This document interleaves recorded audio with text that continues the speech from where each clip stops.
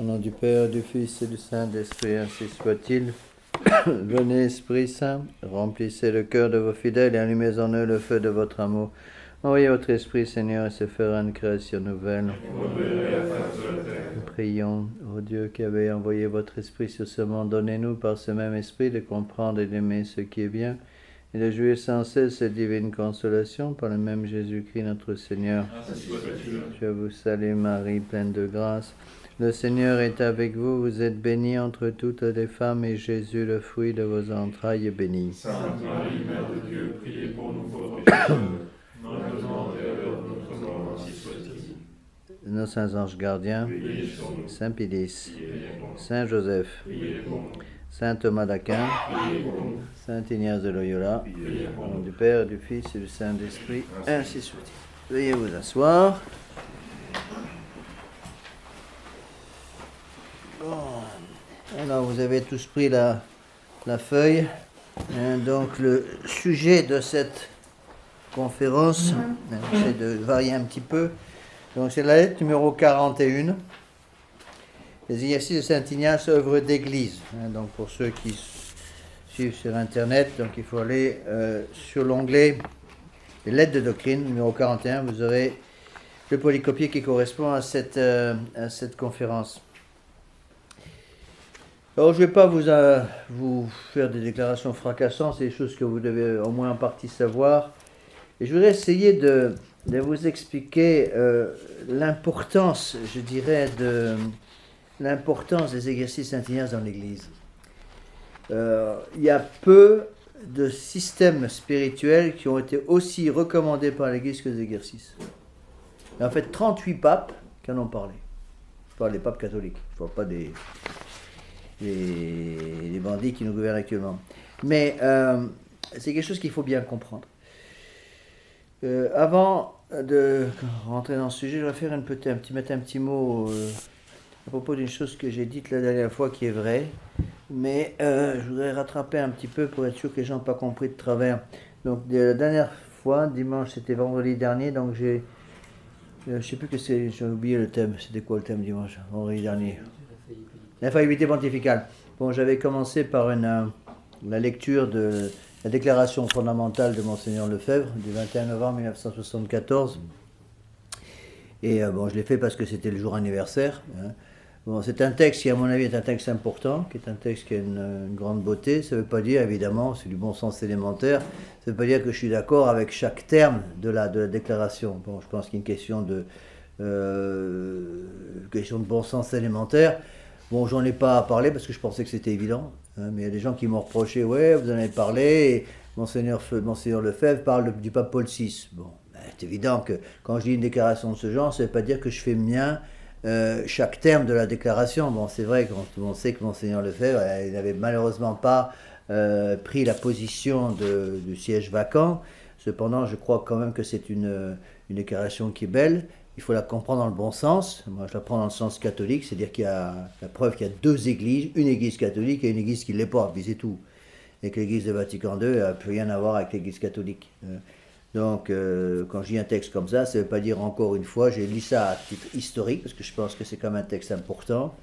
Ça ne veut pas dire encore une fois que je suis d'accord avec Monseigneur Lefebvre qui reconnaît l'autorité du pape Paul VI et qui en même temps lui désobéit tout le temps. C'est sûr qu'il y a un problème. Bon, ceci dit, je crois qu'il faut quand même faire un petit peu attention. Il y a des articles qui ont été écrits après sur Internet qui sont intéressants. D'ailleurs, entre autres, un article fait par Jérôme Bourbon qui est bon. Mais je crois qu'il y a une chose qu'on ne dit pas assez. Il me semble qu'il ne faut quand même pas oublier que même si Monseigneur Lefebvre n'avait jamais pris la position qui est la nôtre actuellement en matière de siège de vacantisme, même si Monseigneur Lefebvre avait un système de balancier qui était très très pénible, c'est-à-dire il revenait sur certaines choses, il disait une chose puis il disait son contraire le lendemain, parfois c'était très pénible, j'en ai beaucoup souffert de ça. Cependant, il ne faut quand même pas oublier que Monseigneur Lefebvre, à mon avis, est quelqu'un qui a rendu courage et confiance à beaucoup de gens. Beaucoup de gens qui étaient complètement découragés dans le monde entier et qui ont retrouvé confiance, un peu de courage dans leur foi, tout simplement, de voir un évêque qui se levait, même si tout n'était pas parfait chez Monseigneur Lefebvre. Voilà, donc j'ai fini ma parenthèse. Donc, au niveau des exercices de Saint Ignace, donc j'ai mis comme titre, c'est la lettre numéro 41, œuvre d'église. Il me semble que dans tous ces sujets-là, celui-là en particulier, il faut absolument éviter d'avoir des opinions personnelles sur le sujet.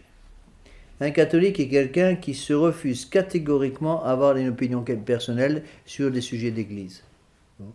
En parlant de Monseigneur, justement, ça c'est une chose sur laquelle il a insisté beaucoup dans la formation qu'il nous a donnée, formation spirituelle qui était bonne, même s'il y avait à voir au niveau dogmatique, au niveau de la formation spirituelle c'était bon, il nous disait « apprenez à penser comme l'Église a toujours pensé ». Il faut que ce soit un réflexe, vous voyez. Quand on se pose une question sur un sujet de spiritualité, par exemple, donné, qu'on nous demande qu'est-ce que vous en pensez, il ne faut pas répondre. Il faut dire, attendez, qu'est-ce que l'Église en a pensé? Comment l'Église a-t-elle réagi comme épouse du Christ, comme corps mystique du Christ? Comment l'Église a-t-elle réagi sur tel sujet pendant des siècles et des siècles? On fait la même chose. Oui. Alors, concernant les exercices Saint-Ignace, c'est, je crois, très important de juger les exercices de Saint-Ignace tels que l'Église les a jugés pendant des siècles et des siècles. C'est quelque chose qui, c'est un moyen de lutte contre le modernisme, contre la révolution, qui est très, très ancien, puisque, comme vous le savez, les exercices de Saint-Ignace datent du temps de la révolution de Luther. On voit très bien, d'ailleurs, comment notre Seigneur Jésus-Christ agit. Nous sommes en 1517, 1520. À ce moment-là, un moine apostat va arracher à l'Église des millions et des millions d'âmes. Martin Luther, un bandit de première. Quand on pense que d'après ce qu'on nous dit, j'espère que c'est faux, mais ça ne m'étonnerait pas que ce soit vrai que François essaye de plus ou moins béatifier ce bandit, un bandit de grand chemin. Martin Luther est un prêtre, pas oublier, c'est un moine augustin. Un moine augustin, donc par son apostasie, il a arraché à l'Église catholique des millions et des millions d'âmes, entre autres à cause de l'apostasie du roi Henri VIII d'Angleterre. Le roi Henri VIII ayant apostasié, a entraîné derrière lui, dans son apostasie, tout son peuple, malheureusement. En plus de ça, Martin Luther a eu une influence déplorable aussi en Allemagne, dans tous les pays allemands, et contre alémanique, et là encore une fois, il y a des millions et des millions de personnes qui ont quitté l'Église à ce moment-là. On sent très bien qu'au même moment, le bon Dieu va convertir. Au moment où un catholique part, quitte le navire, il y en a un autre qui va prendre la place. Et cet autre, c'est Ignace de Loyola, dont le vrai nom, c'est pas assez connu. Ça, peu de gens connaissent le véritable nom de Saint Ignace. C'est Inigo Lopez. Les Espagnols ont souvent des noms à rallonge. C'est Inigo Lopez de Oñas, c'est son véritable nom. Et on l'appelle Ignace de Loyola. Loyola parce qu'il était né à un petit village du nord de l'Espagne, pas très loin de la frontière française qu'on appelle Loyola. Et puis lorsqu'il est allé à Paris pour se faire former, pour devenir prêtre, il ne savait pas comment traduire son nom Inigo, c'est un nom basque, en latin, alors il avait mis Ignatius. Et donc on l'appelait Ignace de Loyola. Mais ce qui est très important à comprendre, c'est que justement le bon Dieu va utiliser Saint Ignace pour, en quelque sorte, compléter les places qui avaient été laissées libres dans l'Église catholique à cause de la prévarication, à cause de l'apostasie de Martin Luther. On voit exactement la même histoire, c'est une comparaison.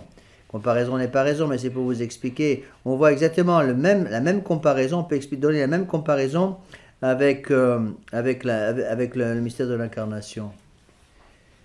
Qu'est-ce qui se passe? Ça veut dire quoi? Ça veut dire que lorsque Lucifer s'est révolté contre Dieu, avec un tiers des anges, donc un tiers des places au ciel se sont libérées en quelque sorte, parce que les mauvais anges ont été précipités en enfer par notre Seigneur Jésus-Christ, par Dieu.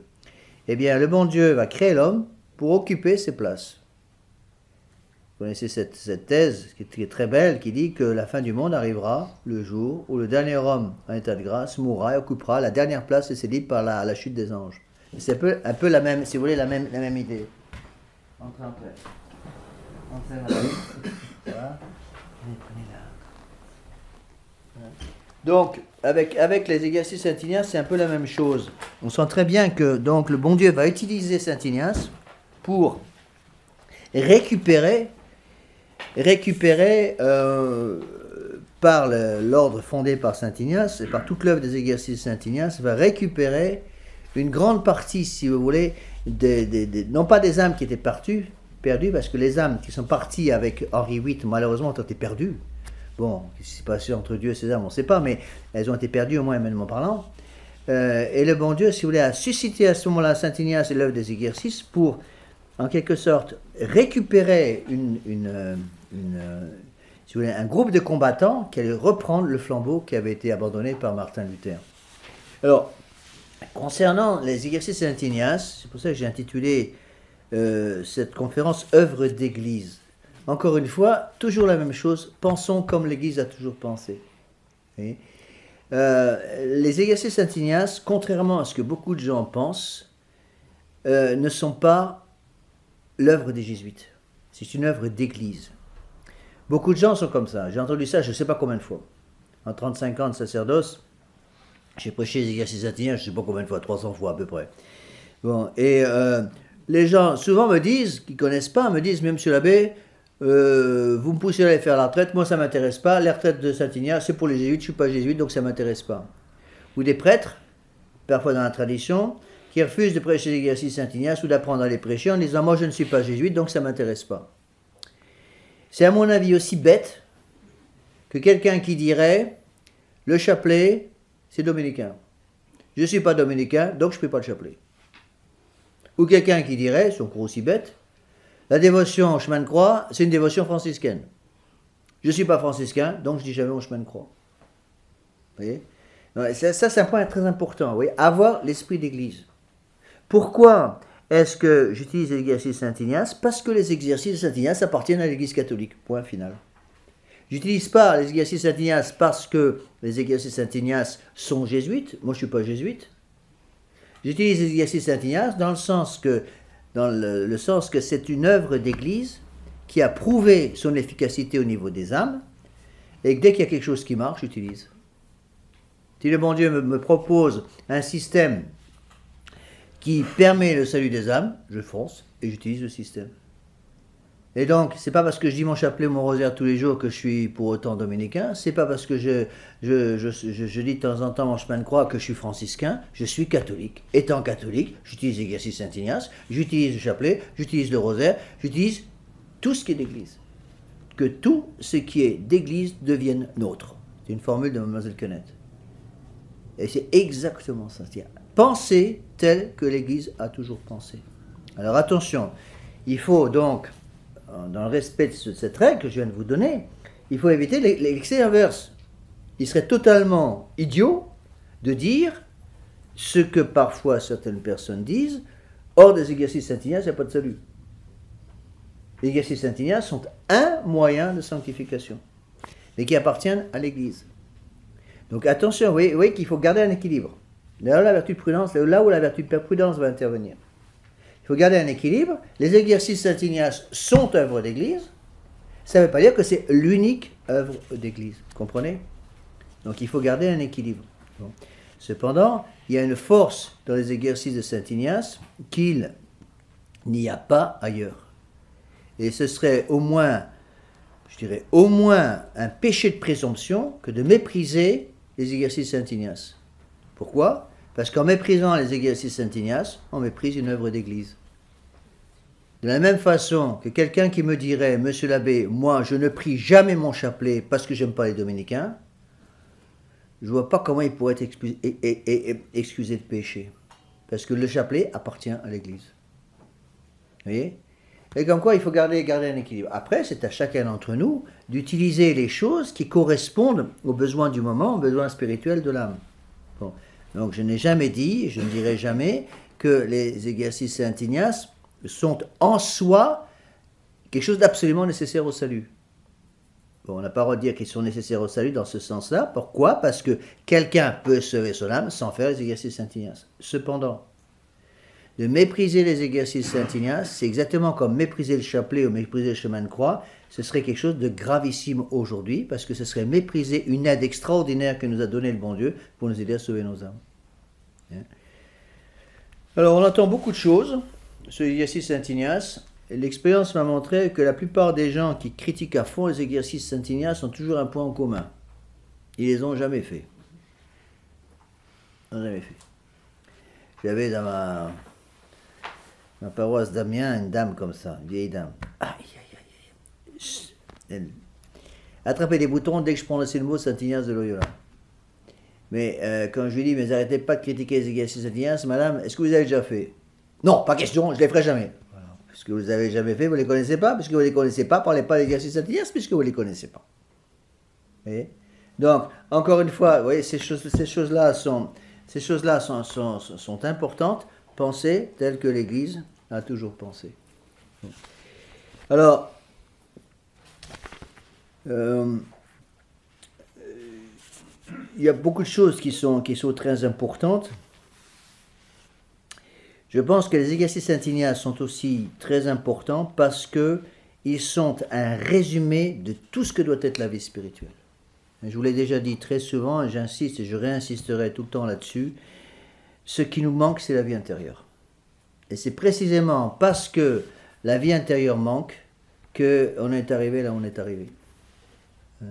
La vie intérieure n'est plus là. Peu de nos fidèles ont une véritable vie intérieure, et donc il leur manque en quelque sorte. C'est un peu comme une branche qui n'a plus de sève. Vous voyez? Et ça, les exercices Saint-Ignace vont donner une vie intérieure profonde aux âmes. Encore une fois, il y a d'autres moyens certainement pour donner cette vie intérieure.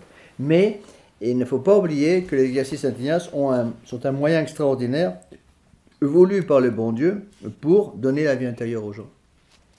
La grande difficulté, la raison, je l'ai déjà dit très souvent, pour éviter le problème des années 50, des années 60, 50, 60, il faut avoir une vie intérieure. Je vous l'ai déjà dit très souvent, j'espère que vous l'avez compris, c'est que le grand problème des prêtres des années 50, des années 60, donc quand à la fin du règne de Pie XII, début malheureusement la révolution dans l'Église après la mort du pape Pie XII en 58, c'est que la plupart de ces prêtres n'avaient plus de vie intérieure. C'était un peu, comme encore une fois, comme une coque qui s'était vidée de son amande. Il manquait quelque chose. Il manquait quelque chose, et ce qui explique pourquoi, lorsque, après la mort du pape Pie XII en 1958, avec l'arrivée de Jean XXIII, l'arrivée de Vatican II en 62, et puis l'arrivée de la Nouvelle Messe en 69, puis tout ce qui a suivi, ces prêtres soient, je dirais, tombés dans les pattes du démon avec tant de facilité. Pourquoi? Parce qu'ils n'avaient pas de vie intérieure. La plupart, je ne dis pas qu'ils étaient tous comme ça, hein, mais beaucoup des prêtres des années 60, ça c'est capital à comprendre, beaucoup des prêtres des années 60 avaient aucune idée de ce qu'était la vie intérieure. Par exemple, ils ne faisaient plus leur méditation. Ils lisaient encore la brevière, leur messe, en général à toute vitesse, mais ils étaient incapables d'avoir une méditation, ils ne savaient pas méditer, et donc ne sachant pas méditer, étaient incapables d'apprendre à leurs fidèles comment méditer, parce qu'on ne peut pas donner ce qu'on n'a pas. Et donc il y a une espèce de sécheresse chez eux. La plupart de ces prêtres, je ne dis pas qu'ils tous comme ça, mais c'était quand même le gros problème pour moi des années 60. Il leur manquait quelque chose. Et c'est la raison pour laquelle ils sont tombés tellement vite. Alors attention, donc dans le travail qui est le nôtre, d'essayer de rétablir un sacerdoce qui tienne la route, puisque c'est pour ça que je suis prêtre, et c'est pour ça que nous sommes catholiques tous ici, c'est que nous voulons nous battre pour justement sauver tout ce qui peut être sauvé au niveau des institutions catholiques, malgré l'écroulement auquel on assiste tout autour de nous. Nous ne voulons surtout pas revenir à ces prêtres des années 60. Merci, on a déjà donné. Si c'est pour revenir aux prêtres des années 60 à la fin des années 50, ça ne m'intéresse pas. Je ne veux pas être prêtre comme ça. Parce qu'encore une fois, on va reformer des prêtres qui n'ont pas de vie intérieure, qui seront incapables de donner une vie intérieure sérieuse aux gens dont ils ont la charge parce qu'ils n'ont pas eux-mêmes. Et ce sera un petit peu comme des nouilles sans colonne vertébrale, et tout va s'écrouler parce qu'il manquera l'essentiel. Qu'est-ce qu'il faut? Il faut des âmes de feu. Et c'est là on peut prendre l'exemple de Saint Ignace de Loyola.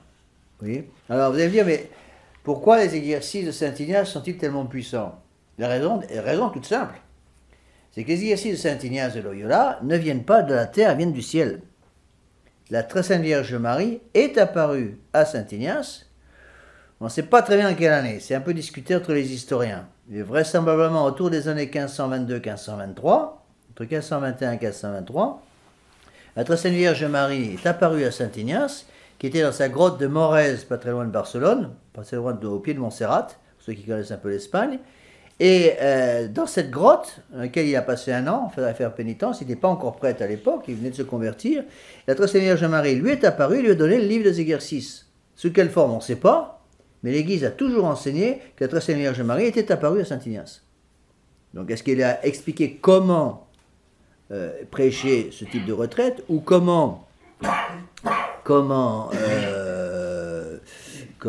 ou lui a donné le livre, on ne sait pas très bien, vraisemblablement, elle lui a mis dans l'intelligence la compréhension des exercices. Alors, il faut aussi savoir que le bon Dieu s'en est remêlé un peu plus tard, puisque là on était au XVIe siècle, à l'époque où justement Martin Luther a introduit dans les âmes des catholiques l'esprit de révolte contre l'Église, révolte contre toute forme d'autorité, et donc la Sainte Vierge va donner quelque chose d'extrêmement structuré pour remettre le principe d'autorité en marche dans l'Église, dans le bon sens du terme. Bon. Il faut aussi savoir, c'est qu'à l'époque, les exercices Saint Ignace, tels qu'ils ont été donnés par la très Sainte Vierge Marie à Saint Ignace de Loyola, n'étaient pas du tout les exercices tels que nous les avons aujourd'hui. Exactement, ils n'étaient pas prêchés de la même façon. Le livre était le même, le texte était le même, mais les exercices étaient complètement différents. À l'époque, surtout au début de la Compagnie de Jésus, fondée par Saint Ignace de Loyola, au début, il prêchait des exercices en un mois complet. Et la prédication était faite en général pour une seule personne à la fois. Et Saint Ignace avait dit à ses premiers jésuites, allez d'abord à ceux qui ont autorité politique. Essayez de prêcher au prince, essayez de prêcher au roi, parce que si vous pouvez prêcher à un roi et convertir un roi, vous aurez fait plus pour le règne social de notre Seigneur Jésus-Christ que si vous aviez prêché 10 croisades. Il avait raison. Bon, à l'époque, on était encore, si vous voulez, avec des âmes très fortes. Il ne faut pas considérer cette période, même du XVIe siècle, malgré les dégâts du protestantisme, comme, si vous voulez, des intelligences complètement affadies. Les gens étaient bien plus intelligents à l'époque qu'aujourd'hui. Aujourd'hui, on est devenu des espèces de excusez-moi du terme un peu vulgaire, des chic-molles sur le plan intellectuel. Pourquoi? Parce qu'on est tellement abreuvé d'électronique qu'on est incapable de penser droit par nous-mêmes. Donc les gens étaient beaucoup plus intelligents que nous à l'époque. On voit très bien au Moyen-Âge. Bon.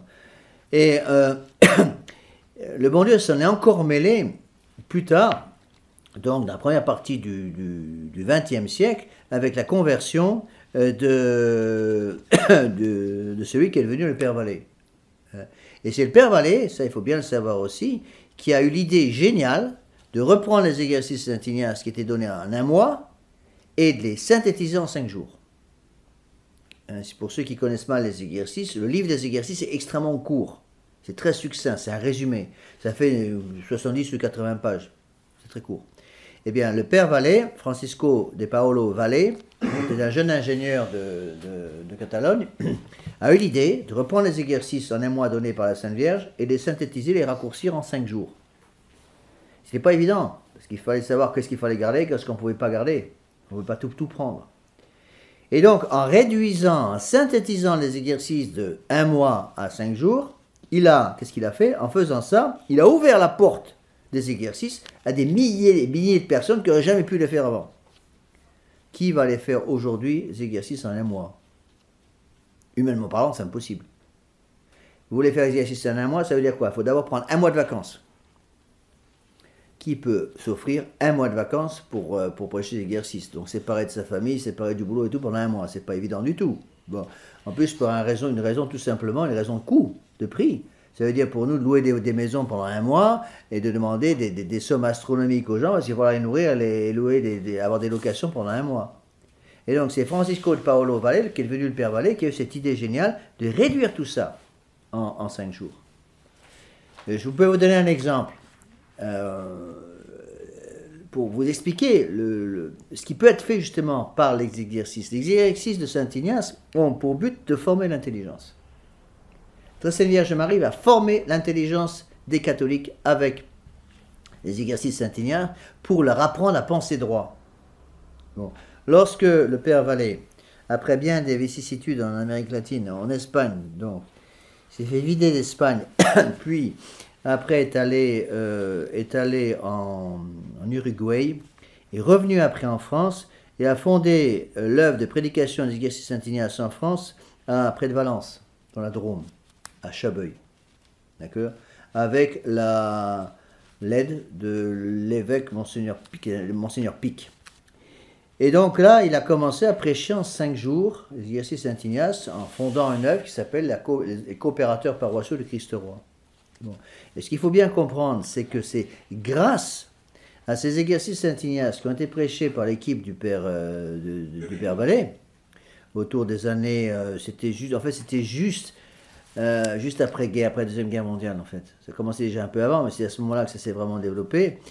Et donc, sont venus faire les exercices Saint-Ignace, juste après la guerre, toute une série de jeunes.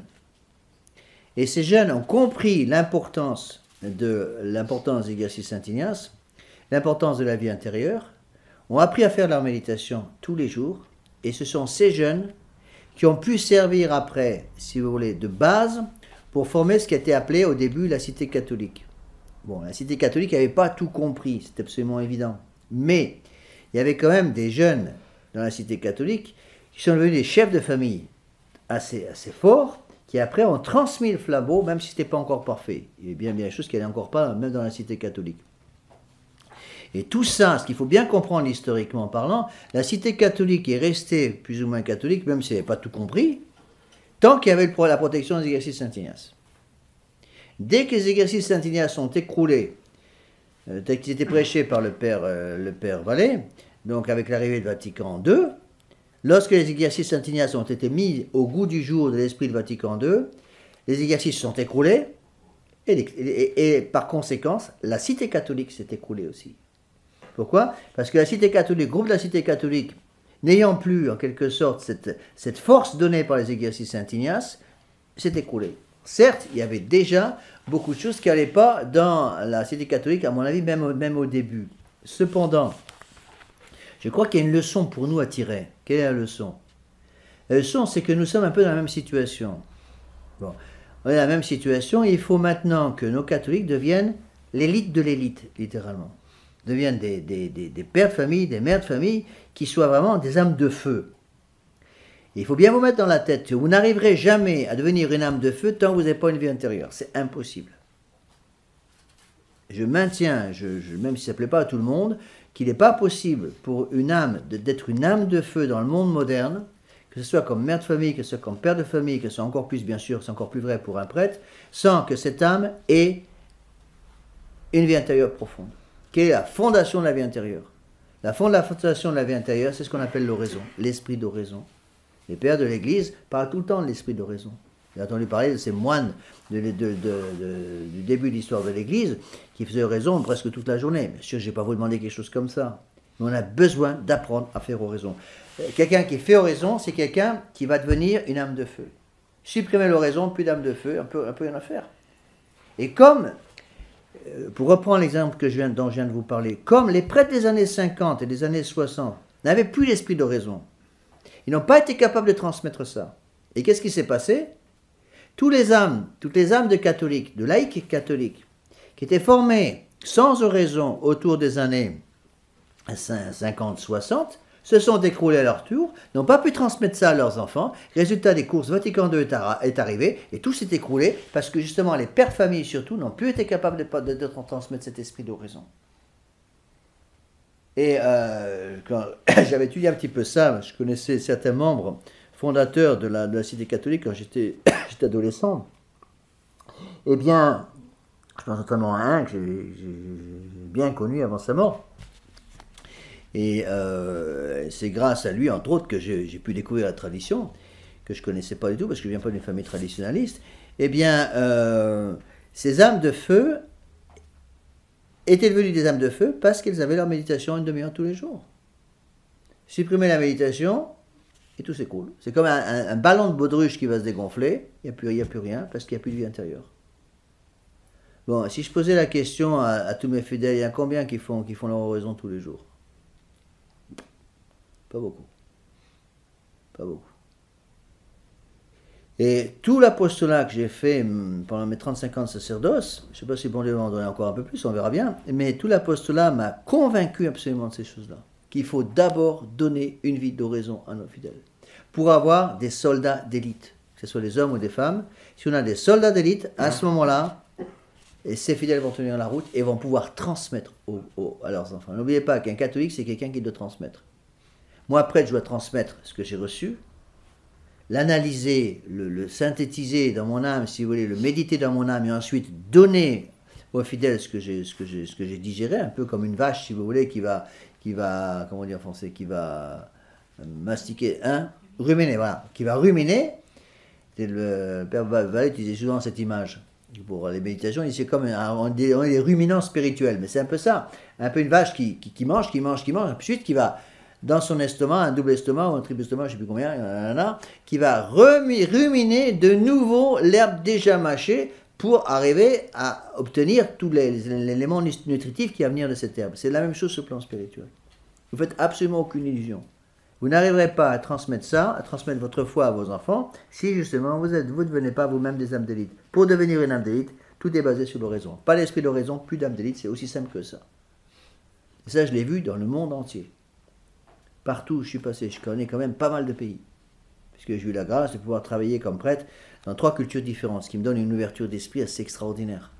Non pas par mon mérite propre, moi j'y suis pour rien, mais j'ai travaillé par la force des choses comme prêtre dans les milieux anglo-saxons énormément, les milieux hispaniques et les milieux français, civilisation dite française, ou ce qu'il en reste. Bon, c'est sûr que ça permet de comprendre un certain nombre de choses. Eh bien, j'ai remarqué que partout dans ces 3 milieux, les gens qui ont essayé de faire quelque chose pour transmettre leur foi à leurs enfants et à leurs petits-enfants sont ceux qui avaient une vie intérieure. Oui. Vous aviez parlé l'autre fois des catholiques mexicains. Bon, les catholiques mexicains, c'est quelque chose. Ça, c'est un exemple magnifique. Effectivement, j'ai déjà souvent cité ça. Je me suis souvent posé la question quand j'étais au Mexique. Pourquoi et comment ces jeunes qui ont électrisé, si vous voulez, les foules catholiques au Mexique en 1926, donc au début de la guerre de Cristeros, d'où ils venaient tous ces jeunes. Et je me suis aperçu que tous ces jeunes, surtout dans la région des Altos, c'est la partie, si vous voulez, qui est sur la côte pacifique du Mexique, donc partie Mexique ouest, côte ouest, avec la grande ville, c'est Guadalajara, ce qu'on appelle la zone des Altos, c'est là où l'insurrection a commencé. Tous ces jeunes, tous, venaient d'un groupe qui s'appelait la CJM, l'Action catholique de la jeunesse mexicaine, Action Católica de la Juventud Mexicana, c'était le nom. Eh bien, ils ont tous été formés par un prêtre français d'origine hollandaise qui s'appelait le Père Vergoint. Et le Père Vergoint avait donné à tous ces jeunes qui formaient ce Guadalajara une vie intérieure, tout simplement.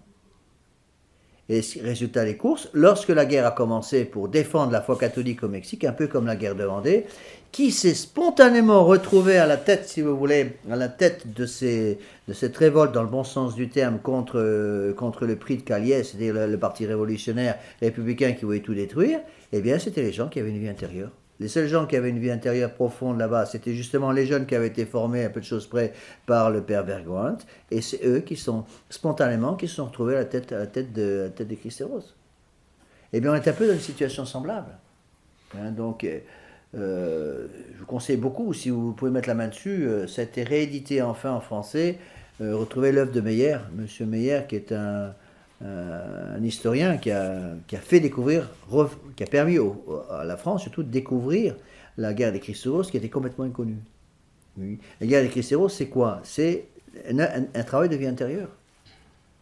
Qu'est-ce que c'était que la guerre de Vendée? Je suis sûr que c'était la même chose. Tous les chefs vendéens, si vous voulez, c'était des gens qui devaient avoir une vie intérieure, pouvoir travailler pour le bon Dieu, sinon ils commençaient à travailler pour eux-mêmes. Et on le voit très bien, un autre exemple qu'on peut donner, c'est les croisades. Les chefs naturels des croisades devaient avoir une vie intérieure. Et quand il n'y avait plus de vie intérieure, pour qu'ils commençaient à se battre pour eux. Au lieu de se battre pour le Christ roi, ils commençaient à se battre pour eux-mêmes. Et immédiatement, c'était le foutoir. Pourquoi? Parce qu'ils commençaient à s'entre-déchirer entre chefs croisés. Et du coup, les musulmans en profitaient pour détruire beaucoup de choses. Vous voyez? D'où l'importance capitale de la vie intérieure. Et ça, c'est l'exercice Saint Ignace. Bon, peut-on donner une vie intérieure sans l'exercice? C'est possible en soi. Cependant, l'exercice Saint-Ignace, pour moi, sont vraiment une école de vie intérieure. Alors, j'ai remarqué un certain nombre de choses qui me semblent très importantes à bien expliquer. J'ai remarqué que tous les gens de tendance libérale, ne me faites pas dire ce que j'ai pas dit, je dis que tous les gens de tendance libérale sont en général très opposés aux exercices Saint-Ignace.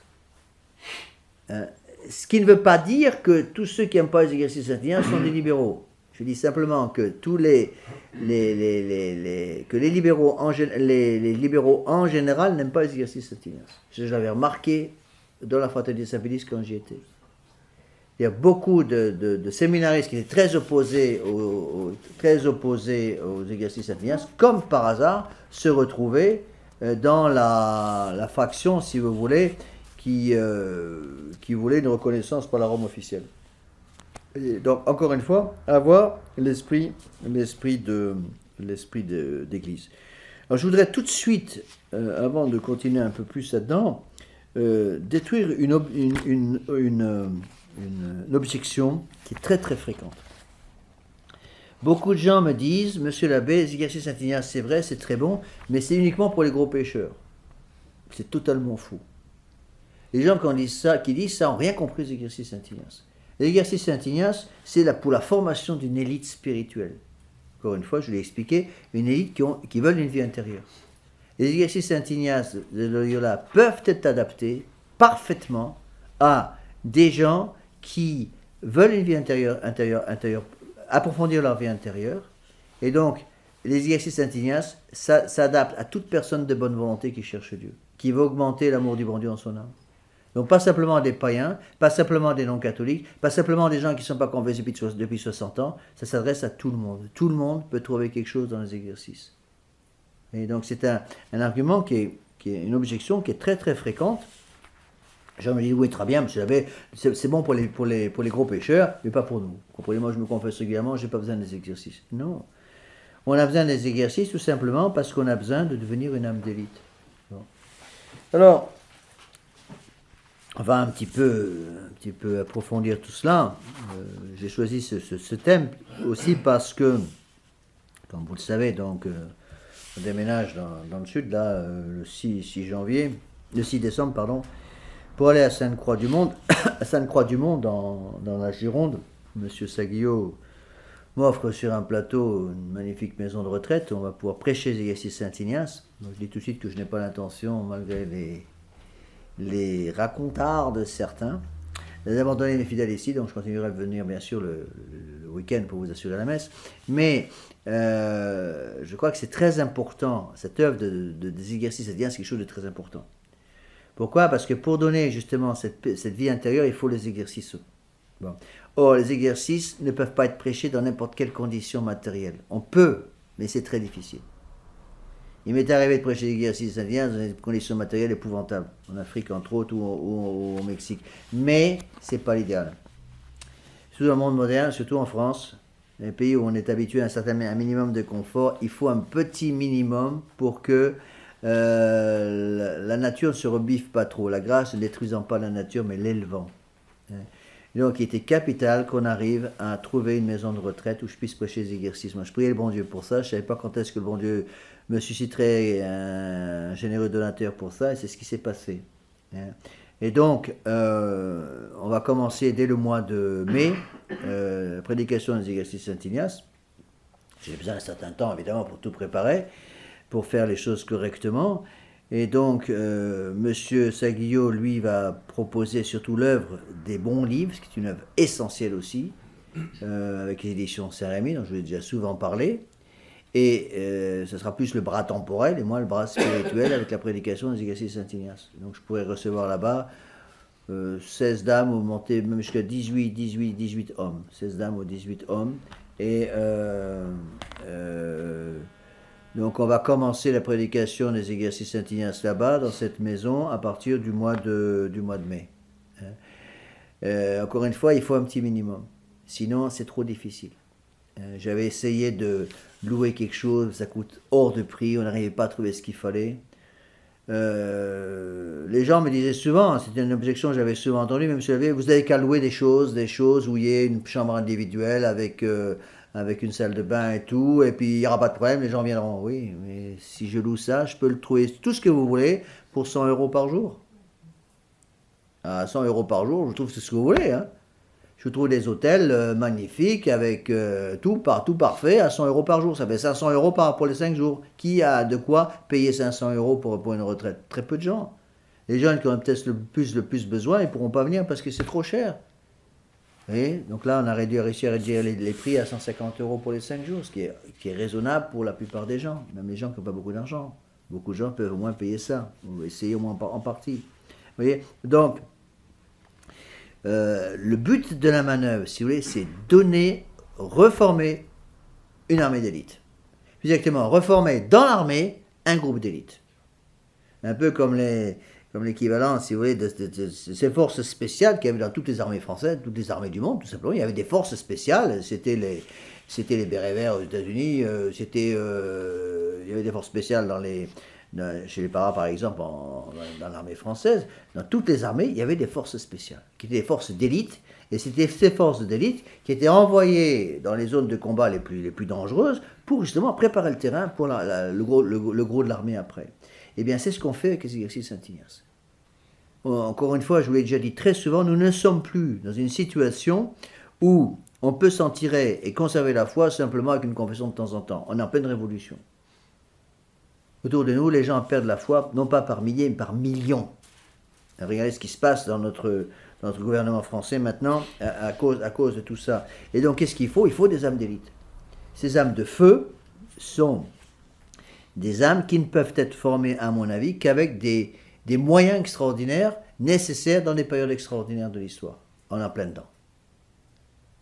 Et encore une fois, ne vous faites aucune illusion, il n'y a pas de possibilité de restaurer le règne social de notre Seigneur Jésus-Christ, c'est ce qu'on cherche à faire avec la grâce du bon Dieu. Il n'est pas possible de restaurer le règne social de notre Seigneur Jésus-Christ sans une vie intérieure profonde. Pour donner une vie intérieure profonde aux gens, il faut un minimum de vie intérieure. Et ça, je l'ai vu de mes yeux vus. Je l'ai vu dans les pays de langue anglaise, je l'ai vu dans les pays de langue hispanique, je l'ai vu dans les pays français. Il est parfaitement possible de reformer des gens avec ce feu sacré de la charité de notre Seigneur, ce qu'on appelle la vie intérieure. Mais ce n'est pas la peine de chercher midi à 14h et de vouloir faire une contre-révolution actuellement sur le plan politique ou même sur le plan religieux, dans le bon sens du terme, sans une vie intérieure profonde. C'est de la fumisterie, il n'y a pas d'autre mot. C'est pour ça que je vous l'ai déjà dit très souvent que toutes les contre-révolutions politiques en France qui essayent de se faire actuellement depuis un certain temps aboutissent à rien du tout, ils vont droit dans le mur. Pourquoi? Parce qu'ils n'ont absolument pas compris ça. Ils n'ont pas compris que la révolution qui est en face de nous est une révolution contre notre Seigneur Jésus-Christ. Donc le caractère antichrétien est une partie substantielle, essentielle de la révolution. La révolution de 1789, c'est d'abord la haine du Christ, d'abord la haine de son Église. Et donc on ne peut pas lutter contre l'esprit de la révolution qui est synthétisé dans les 3 mots liberté, égalité, fraternité, avec des principes qui sont eux-mêmes imprégnés d'esprit révolutionnaire. Et donc tous ces gens qui cherchent à rétablir une France forte, une France avec des tas de trucs, qui n'ont pas compris ces choses-là, ils perdent leur temps. Mais ils perdent leur temps à s'en souder. Et ils n'obtiennent rien du tout. Pourquoi? Parce qu'il manque l'essentiel. Donc qu'est-ce qu'il faut pour essayer de rétablir une France catholique? C'est rétablir d'abord un petit groupe d'élite dans l'armée. Et le groupe d'élite, c'est un groupe qui doit être fondé, basé sur l'esprit intérieur, ce qu'on appelle la vie intérieure, la raison. Et on le voit, dans l'histoire de l'Église, ça a toujours été fait, comme ça. L'exemple classique, c'est Sainte Jeanne d'Arc. Qu'est-ce que fait Sainte Jeanne d'Arc en arrivant à Orléans? En arrivant à Orléans, où l'armée française était complètement déboussolée. Qu'est-ce qu'elle fait? Qu'est-ce que vous auriez fait, vous? Je sais pas, moi je crois que humainement parlant, j'aurais fait une grande réunion de tous les officiers pour vérifier le désarmement, vérifier si les boucliers tenaient de droit, et vérifier s'il y avait, je sais pas qu'est-ce qu'ils disaient comme arme à l'époque, mais j'aurais vérifié un peu tout ça. Et qu'est-ce qu'elle a fait, elle? Elle a rien vérifié de tout ça. Elle a simplement donné 2 ordres, que tous les soldats, ce qu'on fait, c'est de communier. Voilà. humainement parlant, c'était un peu fort. Eh bien, on dit que c'est le plus grand miracle de Sainte-Jeanne d'Arc d'avoir obtenu la confession, la communion de tous les soldats de l'armée française. Résultat des courses, ils ont remporté la victoire.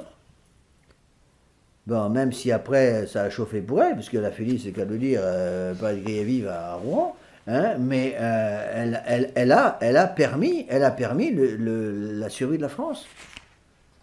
Il y a des prêtres catholiques ou des laïcs catholiques ou des séminaristes qui n'ont rien compris et qui prétendent que la mission de Sainte-Jeanne d'Arc a échoué. C'est littéralement un blasphème de dire ça. Qu'était le rôle de Sainte-Jeanne d'Arc? Le rôle de Sainte-Jeanne d'Arc était double. D'abord, de bouter les Anglais hors de France. Deuxièmement, de faire consacrer le roi Charles VII à Reims. Voilà. Elle a obtenu deux choses. Et elle a obtenu ça juste avant l'arrivée du protestantisme. Si Sainte-Jeanne d'Arc n'avait pas été suscitée par le bon Dieu, eh bien, on serait tous protestants. Parce que n'oubliez pas qu'elle est morte en quoi? En 1431, si mes souvenirs sont exacts. 30 mai 1431. 90 ans plus tard, c'est la Révolution en Angleterre. Oui, et c'est ça qu'il faut comprendre. Donc, humainement parlant, je dis bien humainement parlant, les gens qui n'ont rien compris vont dire que la mission de Sainte-Jeanne d'Arc a été un échec, mais les gens qui ont compris les choses sur le plan surnaturel vont reconnaître que non, ce n'était pas du tout un échec. C'est notre Seigneur Jésus-Christ, comment est-ce qu'il a sauvé la France à l'époque? Il a sauvé la France par le martyre de Sainte-Jeanne d'Arc sur la place du marché à Rouen. Mais c'est pareil pour nous. Vous savez, le bon Dieu, il n'a pas besoin de monde pour sauver le monde. Il n'a pas besoin de nombre. Il n'est pas démocrate, le bon Dieu, pas du tout. Mais le bon Dieu, il a besoin de quoi? Il a besoin d'âmes d'élite. Et c'est là où les exercices Saint-Ignace interviennent. Et c'est pour ça que je suis absolument convaincu que, justement, ce dont on a besoin actuellement, c'est d'un groupe, si vous voulez, un petit groupe, une espèce de petit groupe de soldats d'élite dans l'armée, qui ait compris ces choses-là et qui base tout leur apostolat missionnaire, tout leur apostolat tout simplement, sur une vie intérieure personnelle. Donc je choisis ici Saint-Ignace parce que c'est pratiquement le seul moyen par les temps qui courent d'arriver à donner une vie intérieure personnelle, profonde à chaque catholique. Alors comme on n'y arrivera pas pour tous les catholiques, commençons par l'élite. Vous voyez? Et c'est là ce qu'on doit faire. Et je suis un peu attristé de voir que beaucoup de nos catholiques ne comprennent pas ces choses-là. Quand on leur explique, ils nous regardent avec des yeux ronds, ils ne comprennent pas. Par contre, des non-catholiques qui n'ont jamais rien reçu comprennent les choses 3 fois plus vite que nous. J'ai vu des protestants faire les retraites, suivre les retraites comme protestants, venant de familles non-catholiques qui n'avaient jamais rien reçu en famille et qui ont compris l'importance de la vie intérieure dès le 3e jour de la retraite. Et qui, le 3e jour de la retraite, venaient me demander le baptême. Que je leur refusais parce que j'attendais toujours qu'il y ait une 2e retraite avant de les baptiser à l'époque. Maintenant, j'ai dû changer un petit peu à cause d'un changement de circonstances. Mais c'est des choses fondamentales à comprendre. Et j'ai trouvé après des âmes qui sont devenues des âmes d'élite, qui ont été baptisées avec la grâce du bon Dieu, et qui avaient compris d'abord une demi-heure de méditation tous les jours. Mais essayer de faire comprendre ça au monde moderne, c'est pratiquement impossible. Bon, si un jour on m'invite à célébrer une messe au Front National, il n'y a pas beaucoup de risques, mais enfin, comme invité à célébrer une messe au Front National et à donner un sermon, ce que je dirais expliquer au sermon, je dis, mesdames, mesdemoiselles, messieurs, d'abord et avant toute chose, une demi-heure de méditation pour chacun d'entre vous, après on discute. Et tant que vous ne ferez pas votre demi-heure de méditation tous les jours, c'est même pas la peine d'essayer de faire quoi que ce soit en matière politique parce que vous perdez votre temps. Maintenant, moi, j'ai pas de temps à perdre, au revoir. Et c'est tout. Et qui est capable aujourd'hui de comprendre ces choses-là? Pratiquement personne. Vous voyez? Et c'est là l'importance des exercices, parce que les exercices Saint-Ignace, justement, vont donner cette compréhension du véritable combat. Le véritable combat contre les révolutionnaires est d'abord, messieurs, dames, d'abord un combat spirituel. C'est ça qu'il faut comprendre. Et si vous ne comprenez pas ça, perdez votre temps. Vous voyez? Alors, je suis très heureux de voir que quand même, ça commence à arriver, parce que les premières retraites, ça arrive quand? 15 mai, 18 mai, les premières retraites, pour les hommes. Eh bien, j'ai déjà quand même 18 retraitants, là, 18 inscriptions de retraite qui sont arrivées depuis que j'ai lancé l'offre des retraites. Enfin, la publicité pour la maison de retraite. Encore une fois, la première retraite ne commencera qu'au mois de mai. J'ai déjà 18 inscriptions pour toutes les retraites. Il y a 10 retraites, on va commencer par 10. Imaginez qu'on arrive déjà à remplir toutes ces retraites. On arrive déjà à avoir, imaginez 10 personnes, 10 retraites avec 15 personnes par retraite. Ça fait 150 personnes. Imaginez qu'on ait 150 personnes. Eh bien, je peux vous assurer qu'il y a du travail qui va être fait après. Parce que bon Dieu va pouvoir utiliser ces gens-là comme des instruments, tout simplement. Eh bien, si on a des gens qui commencent à comprendre justement l'importance pour eux d'avoir une vie de prière personnelle, une vie d'oraison personnelle, eh bien à ce moment on peut travailler. C'est tout le travail qu'a fait, encore une fois, notre Seigneur Jésus-Christ avec Sainte Jeanne d'Arc. Il n'est pas allé chercher à Domremy, il n'a pas envoyé comme ça à vos couleurs pour se faire aider, pour trouver le chemin pour aller jusqu'à Orléans. Pas du tout. Qu'est-ce qu'il a commencé à faire? Il a d'abord fait une âme d'oraison. C'est tout le travail des voix de Sainte Jeanne d'Arc, c'était ça. Sainte Catherine, Saint Michel et Sainte Marguerite. Eh bien, qu'est-ce que ces voix ont fait? Ces saints et saintes ont fait? Donner d'abord à Sainte Jeanne d'Arc une vie intérieure. Et une fois qu'elle a su prier, à ce moment-là, il l'a envoyé. Et là, il est devenu un chef de guerre extraordinaire. Vous voyez? Et ça, il faut comprendre ça. Tant qu'on n'a pas compris ça, à mon avis, on perd un petit peu son temps. C'est pour ça que j'espère beaucoup de cette maison de retraite, parce que, bon, je ne me fais pas trop d'illusions, on n'aura pas 150 personnes la première année. Moi, je pars du principe, si on avait déjà 50 personnes, ce serait déjà pas mal. Bon. Imaginez qu'on ait 50 personnes, et qu'après, ces 50 personnes qui ont compris un peu l'importance des exercices satinien se reviennent l'année suivante avec une personne. On arrive déjà à 100 la deuxième année. Et après, ça monte très très vite. Hein. Et c'est comme ça, c'est ce qu'il faut faire. C'est ce qu'il faut faire. Hein? Alors, bon, le bon Dieu va servir de tout, il sert d'instruments. Bon, on est des pauvres instruments. Le problème, c'est que les exercices satinien, il ne faut surtout pas se lancer dans la prédication des exercices sans bien les connaître, parce que sinon, on n'arrive pas à les utiliser comme il faut. Moi, avec la grâce du bon Dieu, je les connais bien, parce que c'est fait comme ça. Il se trouve que je me suis retrouvé responsable de prédication des exercices satinien pendant des années avant comme prêtre, et donc je les connais bien. Mais j'espère, imaginez qu'on arrive à avoir tous ces jeunes ou ces moins jeunes qui, en France actuellement, essaient de réagir, qui n'ont pas encore compris forcément le problème religieux, et qui ont compris le problème politique déjà, et qui parlent politique et arrivent au religieux. Mais ces gars, ils sont pleins de bonne volonté, qu'est-ce qu'il faut faire? D'abord leur donner une vie intérieure. Donnez-leur une demi-heure de méditation par jour, et puis je vous assure qu'après on a fait des âmes de feu. Hein. Alors avançons un petit peu là-dedans. Donc j'ai mis page 2 donc, sur la lettre numéro 41 là.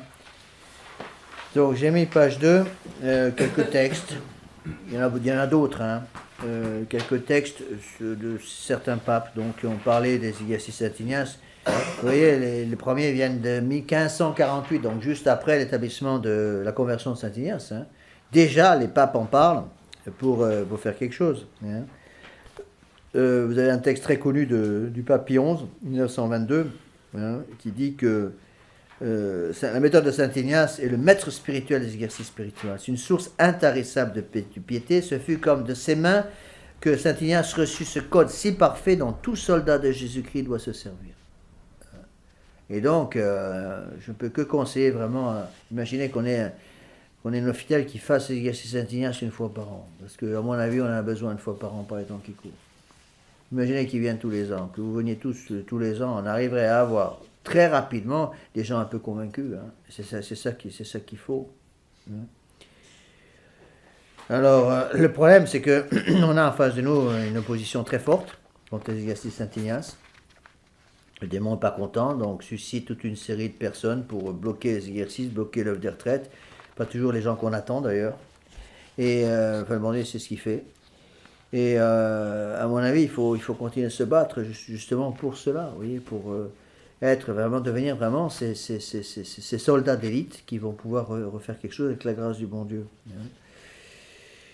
J'ai connu des religieux, des religieuses, qui m'ont dit, Monsieur l'abbé, on ne forme pas une âme catholique avec l'exercice Saint Ignace. Monsieur l'abbé, on ne convertit personne avec l'exercice Saint Ignace. Mais j'ai failli éclater de rire quand on m'a dit ça, tellement c'était bête, j'ai pas ri, j'ai pleuré. Parce que c'était plus à pleurer qu'à rire. Mais des religieux, des religieuses, qui avaient 20 ans, 30 ans de vie religieuse, qui me sortaient des âneries pareilles. Bon, alors, encore une fois, je ne dis pas que hors des exercices Saint Ignace, il n'y a pas de salut, mais il y a quand même une force dans les exercices, c'est pour ça que j'espère bien que tous ces jeunes et ces moins jeunes qui tournent un peu autour du site Dame-Marie.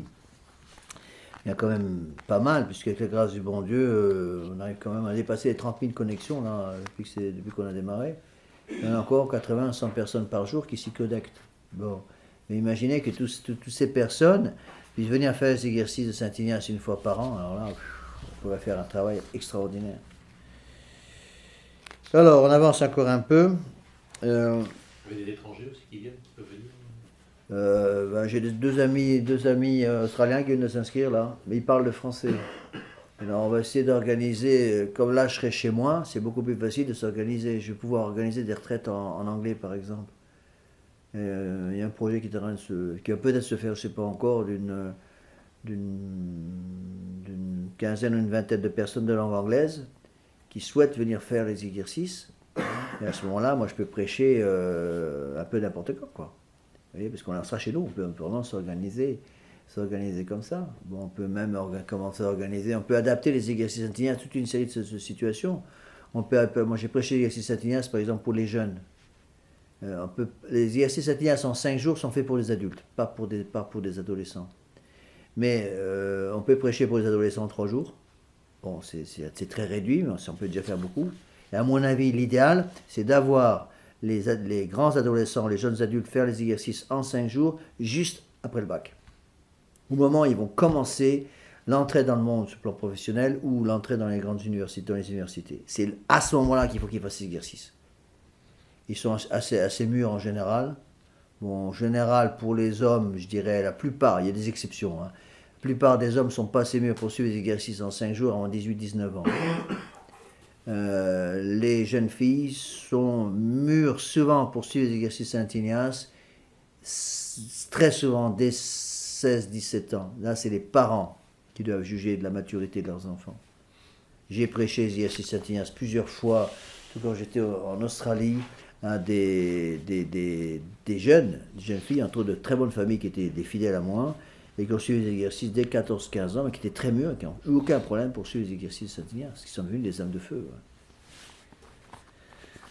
Ouais. Alors, donc prenez la page 2 en bas, tout à fait en bas de la deuxième colonne, donc témoignage des saints. Donc, non content de donner l'esprit d'église, les exercices Saint-Ignace sont une véritable école de raison, contrepoison indispensable au libéralisme et à l'esprit mondain. Qu'est-ce qui tue les catholiques? Ce qui tue les catholiques, c'est l'esprit du monde. L'esprit du monde qui est incompatible avec l'esprit de notre Seigneur Jésus-Christ. Et donc, l'esprit de raison, l'école de raison, les exercices Saint-Ignace qui sont une école de raison vont donner le contrepoison au libéralisme et à l'esprit mondain. C'est un peu le thème du sermon que je vais donner demain, pas demain, dimanche, excusez-moi, donc après-demain. C'est ça le libéralisme. Un libéral, c'est quoi? Un libéral, surtout dans les milieux catholiques, un libéral, c'est quelqu'un qui introduit dans sa vie de tous les jours les choses du monde. Et plus il introduit les choses du monde, plus il se coupe de notre Seigneur Jésus-Christ.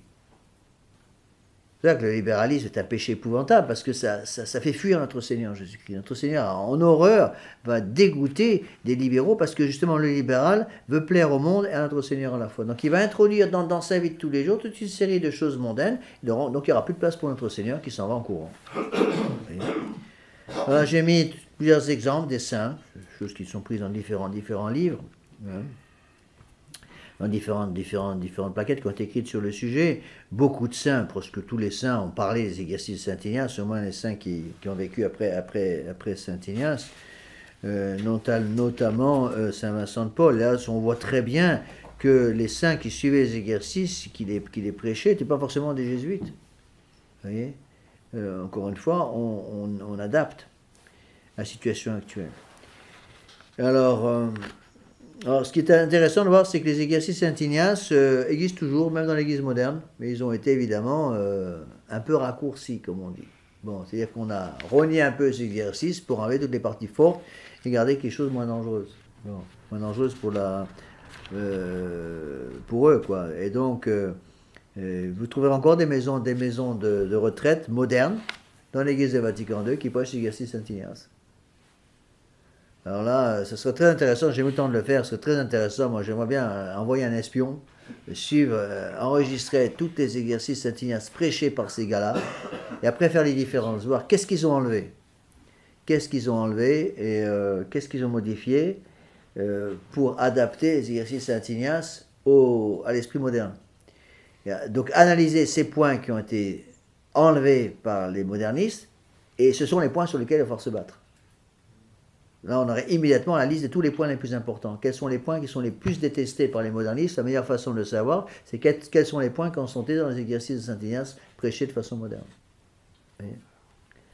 Alors, rapidement, je ne vais pas vous prêcher l'exercice, hein, rassurez-vous, mes amis, je n'ai pas le temps, mais rapidement, expliquer un peu la méthode de Saint Ignace. Je dis, Saint Ignace donne une vie intérieure, fait comprendre l'importance de la vie intérieure. Il n'y a pas que ça, il y a une partie capitale dans les exercices Saint Ignace qui vont aussi expliquer aux soldats du Christ. Notre Saint Ignace était un chef militaire.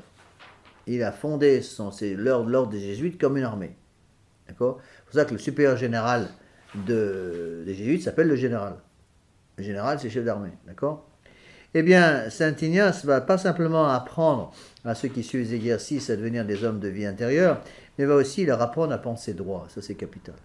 Et donc, tous les jours, le prêtre qui donne les exercices Saint Ignace donne une conférence spéciale qu'on appelle les règles de discernement des esprits, première et deuxième partie des exercices, où il va apprendre aux gens à penser droit. Et ça, c'est indispensable parce que le prédicateur doit adapter les exercices aux besoins des gens qui suivent les exercices devant lui. Donc on met les gens en silence pendant 5 jours. Et une fois qu'on les a mis en silence pendant 5 jours, on va essayer avec la grâce du bon Dieu, c'est le bon Dieu qui travaille, c'est pas nous, hein. On va à ce moment-là essayer d'abord de faire un rappel général de tout l'ensemble de la foi catholique. Donc on reprend tout le catéchisme. Et on essaie d'expliquer à ces gens la nécessité de la vie intérieure. Et donc on va leur apprendre à faire oraison. Leur apprendre à faire oraison. Ça ne veut pas dire qu'ils vont tous persévérer. La persévérance totale, absolue, n'existe pas. Malheureusement, il y a de la casse. Il y a de la casse, il y a des gens qui reviennent tous les ans, il y en a qui ne reviennent plus. Mais c'est rare. La plupart reviennent quand même parce qu'ils ont un peu compris l'importance des exercices Saint Ignace. Alors, pour simplifier, les exercices Saint Ignace, si vous voulez, vont former des âmes d'élite en donnant en 5 jours, en quelque sorte, un cadre spirituel très fort pour aider les âmes à tenir le coup. Donc, vous allez avoir 3 parties, en gros, dans les exercices Saint Ignace.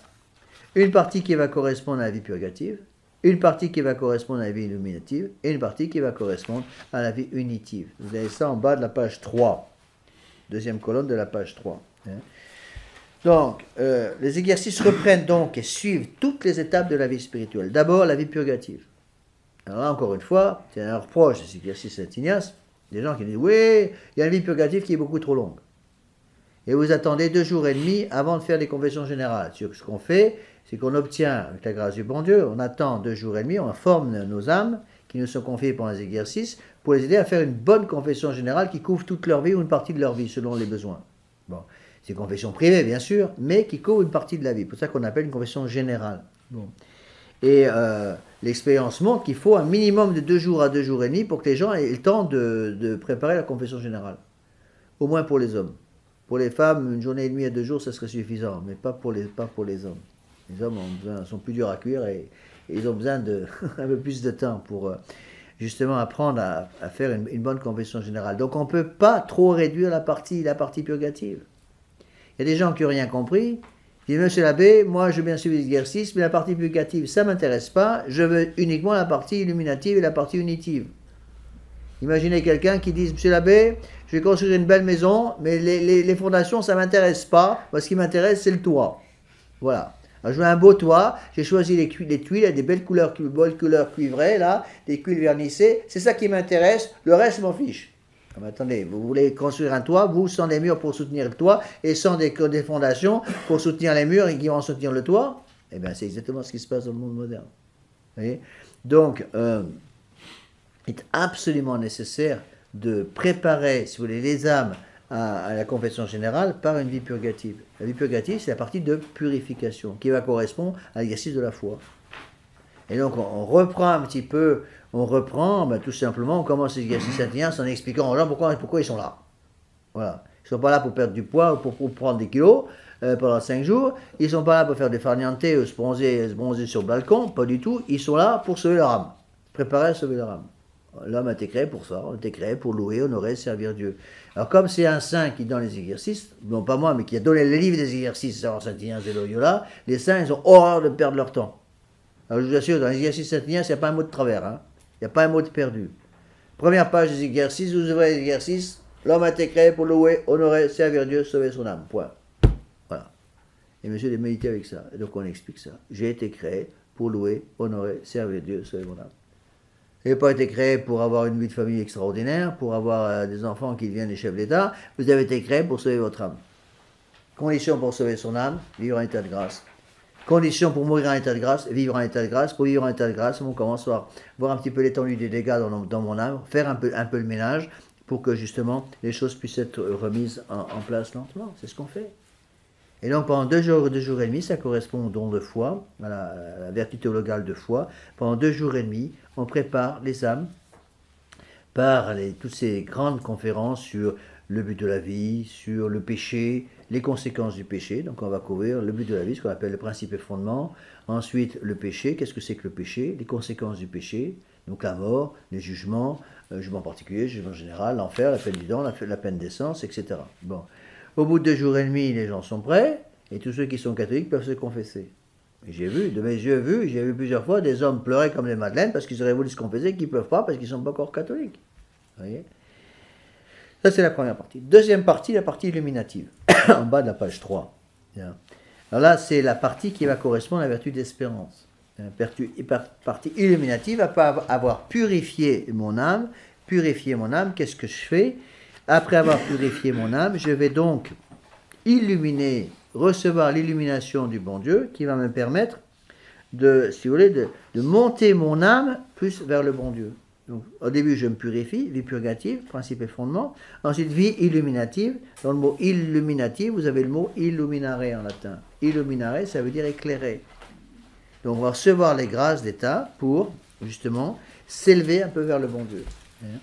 Par les grandes méditations sur la miséricorde et le retour de l'enfant prodigue, l'appel du Christ roi, les 2 étendards, les 3 classes, la vie de notre Seigneur Jésus-Christ, qui nous demande de le suivre en imitant. Et donc, une fois qu'on a fait la purification d'une bonne confession, eh bien, on va monter les âmes en quelque sorte par la vie illuminative. Alors, il y a différents systèmes. En principe, on prend 5 jours. Il y a des systèmes aussi en 6 jours, que j'aime bien prêcher, mais j'ouvre les retraites de 6 jours uniquement à ceux qui ont déjà fait les 5 jours. Je demande aux gens de commencer par les 5 jours. Et après, les exercices peuvent être adaptés à des tas de gens, hein, même à des non-catholiques. J'ai prêché l'exercice Saint-Ignace des dizaines de fois à des non-catholiques. J'ai même prêché une fois l'exercice Saint-Ignace à quelqu'un qui ne savait ni lire ni écrire. C'était un peu chaud au début parce qu'il ne me l'a pas dit. C'était au Mexique, je me rappelle, à Zapotiltic. Je prêchais l'exercice pour les hommes. Et il y avait un homme qui ne savait pas lire ni écrire, il ne me l'a pas dit. Et puis, comme je demandais à tous les hommes de venir me voir une fois par jour, c'était un moment, je le voyais, il était venu me voir, donc je lui pose une question. Et puis je voyais qu'il y avait un problème, et je n'arrivais pas à voir lequel. Je lui dis, mais regardez, à telle page. Et j'ai vu qu'il n'était pas capable de trouver la page. À ce moment, il est devenu tout rouge, il m'a dit, monsieur l'abbé, je ne sais pas lire. Et je lui dis, vous êtes un imbécile de ne pas me l'avoir dit avant. Hein, parce que même si vous ne pouvez pas lire, vous pouvez suivre les exercices. Je vais vous aider, mais il fallait me le dire avant, on aurait gagné du temps. Eh bien, il a très bien suivi les exercices. Hein, donc, les exercices indiens s'adaptent, sont tellement forts, ils s'adaptent absolument à toutes les circonstances. Donc, après la vie illuminative, troisième partie, en haut de la page 4, ce qu'on appelle la vie initiative. Oui. Est-ce qu'il y a encore des prêtres qui prêchent les retraites en un mois? Est-ce que quoi? Est-ce que des prêtres... Oui, il y a le Père Marzillac. À ma connaissance, c'est un des seuls. Père Marzillac prêche les retraites en un mois, une fois tous les 2 ans, je crois. Une fois tous les 2 ans. Moi, je ne suis pas capable de prêcher le mois de Saint-Ignace. J'ai pas assez d'expérience. J'ai l'expérience pour les 5 jours, 6 jours même, mais j'ai pas assez d'expérience pour prêcher le mois. Je ne serais pas capable de le faire. Pas tout seul, en tout cas. Il faut que j'ai quelqu'un pour m'aider qui connaisse bien. Ça viendra un peu, on peut, encore une fois. Je pense aussi, je ne le ferai peut-être pas cette première année en 2015, mais les années suivantes, beaucoup de gens m'ont déjà posé la question, après avoir même des retraites où on adapte les exercices Saint-Ignace pour les ménages.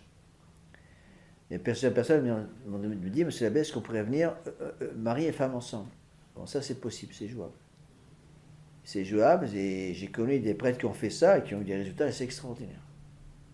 Pour aider justement des difficultés, arriver à régler des difficultés dans les ménages avant que ça devienne des volcans en éruption, quoi. Une fois que c'est des volcans en éruption, c'est un peu tard. Bon, les gens viennent nous voir, monsieur l'abbé, ça y est, elle a sorti le couteau, j'ai sorti le fusil, est-ce que vous pouvez faire quelque chose? Pourquoi n'êtes pas venu avant? On attendait un peu. Bah oui, mais attends, vous avez tellement attendu, c'est pour être récupérer les dégâts, maintenant, bonjour, c'est pas évident. Eh bien, parfois, d'arriver à faire les exercices Saint-Ignace ensemble, il faut les adapter un petit peu, hein, et on peut le faire quand on a une maison qui est équipée pour ça. Et donc, là-bas, chaque chambre a des toilettes indépendantes, donc on va pouvoir prêcher des choses comme ça, hein, pouvoir s'organiser un petit peu. Alors, pour justement aider un peu toutes ces âmes-là. Alors, troisième partie, la vie unitive. Ça, vous voyez, encore une fois, on suit ce qu'est la vie spirituelle. Donc, première étape, vie purgative, purification. Deuxième étape, vie illuminative pour recevoir les lumières du Saint-Esprit. Troisième étape, vie unitive pour s'unir à notre Seigneur. Donc, ça, c'est la grande méditation sur la passion. Grande méditation sur la passion qui, justement, vont aider les gens, si vous voulez, à comprendre l'amour du bon Dieu pour eux par la méditation sur la passion. Et ça, c'est extraordinaire de voir, ce 4e jour de la retraite, là, les gens, ça y est, au bout de 4 jours, savent méditer.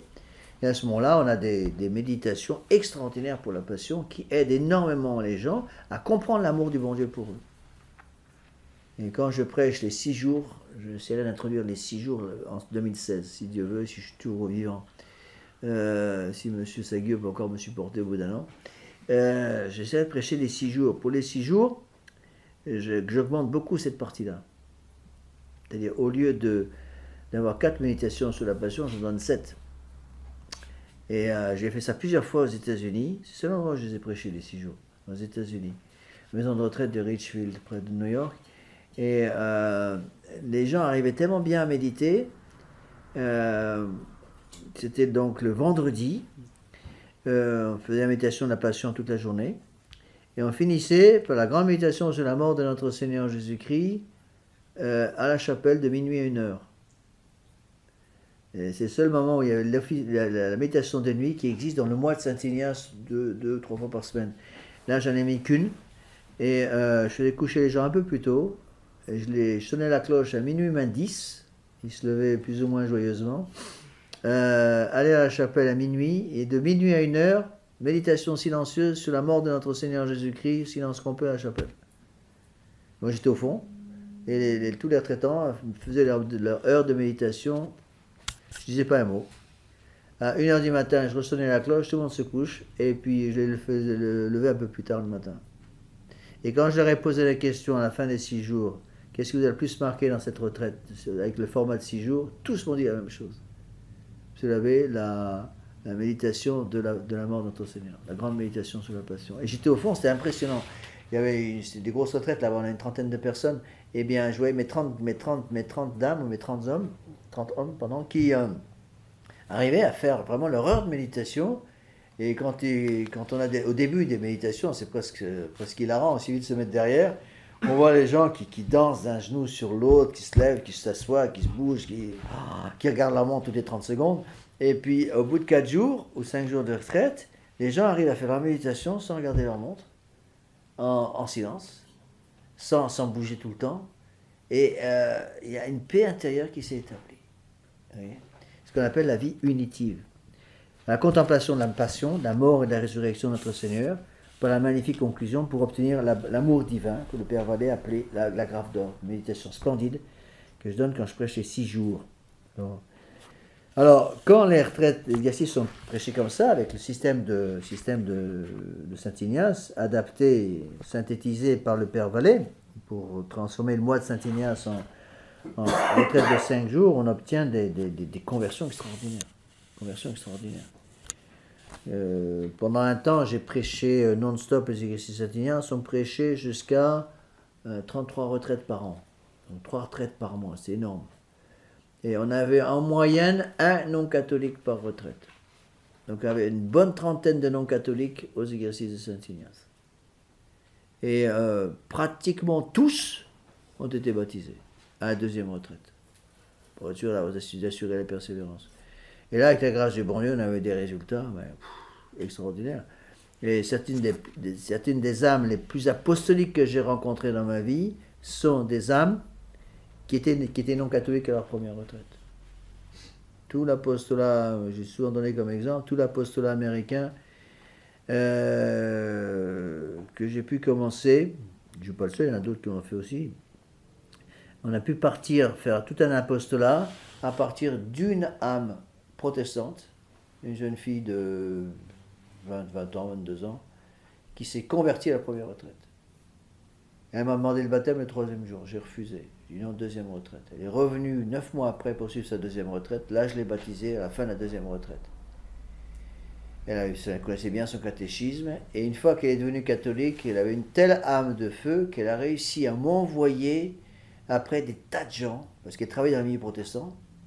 Et donc elle m'a envoyé les membres de sa famille, elle m'a envoyé celui qui est devenu son mari après, que je les ai mariés. Et on a eu des âmes d'élite comme ça qui ont vraiment attiré des âmes de feu, mais en dehors de l'Église catholique, qui ont trouvé la vérité avec l'Église catholique. C'était magnifique. Il y a un travail avec la grâce du bon Dieu.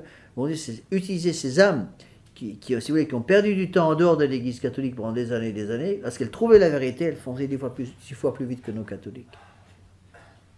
J'ai eu une fois un monsieur qui est venu du Canada, Canada anglais, qui est venu suivre les exercices, il était tellement emballé par les exercices, il m'a dit à la fin de la retraite, monsieur l'abbé, je vous emmène tous les adultes de la paroisse. Il avait une paroisse, il allait dans une chapelle de la tradition, il y a eu une quarantaine d'adultes, une petite chapelle, il m'a envoyé les 40 adultes de la chapelle. Hein. Petit à petit, ils sont tous venus. Bon, là-bas, c'était plus facile, il y avait une retraite tous les 5 jours. Je dis une retraite par semaine ou presque. Mais il y a des gars qui avaient du mérite. Hein. Il y a des gars qui faisaient 2 jours de voiture, 2 jours de train pour venir faire l'exercice, hein, à cause des distances. Donc vous voyez, c'est ça qu'il faut comprendre. Hein. Alors, ainsi prêchés, ces exercices, page 4, sont pratiquement infaillibles. Obtiennent des conversions durables et surtout donnent une vie intérieure stable, basée sur la pratique régulière quotidienne de l'oraison. Le problème, c'est que pour avoir cette stabilité, il faut pouvoir continuer d'avoir un contact avec ses fidèles. Et c'est là où le bas blesse. C'est que souvent, ces gens sont des gens qu'on ne voit pas régulièrement parce qu'ils habitent dans d'autres coins, par exemple, de la France. Et donc ils suivent les exercices, ils sortent avec des âmes de feu, ils rentrent chez eux, et là, ils n'ont pas l'aide qu'ils attendent souvent de leurs prêtres, qui ne comprennent pas l'importance de ça, qui ne font pas de réunion d'anciens retraitants, qui ne réunissent pas ces gens pour essayer de les aider. Et évidemment, au bout de 3 mois, 6 mois, c'est un peu comme un feu qui s'éteint parce qu'on ne met plus de bois dans le feu. Alors que si au contraire, il y avait des prêtres qui avaient un peu compris ces choses-là, on pourrait avoir des conversions qui durent. Donc il va falloir trouver un système. Le Père Vallée avait mis comme système un système d'anciens retraitants, qui avait tellement de monde, qui avait fait l'exercice avec lui, que lorsque un nouveau retraitant arrivait, venait faire les exercices, rentrait chez lui, le Père Vallée prévenait la section d'anciens retraitants du coin, et qui venait chercher le gars pour l'aider et le soutenir et l'encourager. Mais malheureusement, aujourd'hui, c'est plus possible, quoi. C'est un énorme problème que je ne sais pas comment résoudre. J'ai des idées, donnez-les-moi. C'est des païens qui viennent faire les exercices Saint-Ignace, qui retrouvent la foi catholique. Première ou deuxième retraite, ils sont baptisés. Et puis ils habitent dans un coin, il n'y a personne. Alors je fais quoi? Débrouillez-vous et tenez le coup là où vous êtes. Bon, alors parfois il y en a qui me téléphonent régulièrement, on est en contact par email pour essayer de les aider un peu, mais le problème c'est surtout si c'est des jeunes dans une grande ville, ils ne tiennent pas le coup ou s'ils n'ont pas la confession régulière. On les envoie à qui? On les envoie à qui? C'est pas évident. Alors, il faut faire très attention où on est, mais on ne peut pas non plus leur dire, écoutez, vous allez qu'à un prêtre, nous, ou nakoum. Moi, je veux bien, très bien, c'est très beau tout ça, mais dans la pratique, c'est pas toujours possible. Parce que les jeunes me disent, vous savez, moi, j'ai besoin de me confesser, je fais quoi? Il y a 2 solutions. Il dit, ou vous commettez jamais un péché mortel, Vous savez, c'est un peu compliqué. Oui, je sais, vous allez peut-être avoir du mal. Ou deuxième condition, deuxième possibilité, ben, vous allez vous confesser à quelqu'un qui peut vous absoudre validement. Je ne vais pas dire que vous êtes d'accord avec tout ce qu'il fait, c'est pour ça, je sais que ça m'a beaucoup été reproché, que dans un cas comme ça, je dirais à des jeunes qui ont absolument besoin de se confesser, vous n'avez personne d'autre, eh bien, je dirais, allez littéralement vous confesser un prêtre de la fraternité, au moins pour les confessions, parce qu'il vaut mieux vous confesser et retrouver l'état de grâce, plutôt que de rester un tas de péché mortel pendant des années et des années. Et bon, j'essaie à ce moment-là de choisir des prêtres que je connais qui sont relativement fermes, et avec la grâce du bon Dieu, les gens peuvent persévérer. Vous voyez. Alors,